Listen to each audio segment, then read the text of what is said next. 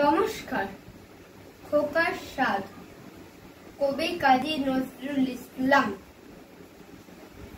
আমি হব সকাল বেলার পাখি, সবার আগে কুসুম বাগে উঠব আমি ডাকি, সূর্যি মামা জাগার আগে উঠব আমি জেগে। হয়নি সকাল, ঘুমো এখন, মা বলবেন রেগে। বলবো আমি আলসি মেয়ে, ঘুমিয়ে তুমি থাকো। হয়নি সকাল, তাই বলে কি সকাল হবে না কো। আমরা যদি না জাগি মা, কেমনি সকাল হবে। তোমার ছেলে উঠলে মাগো রাত পোহাবে তবে, রাত পোহাবে তবে। ধন্যবাদ।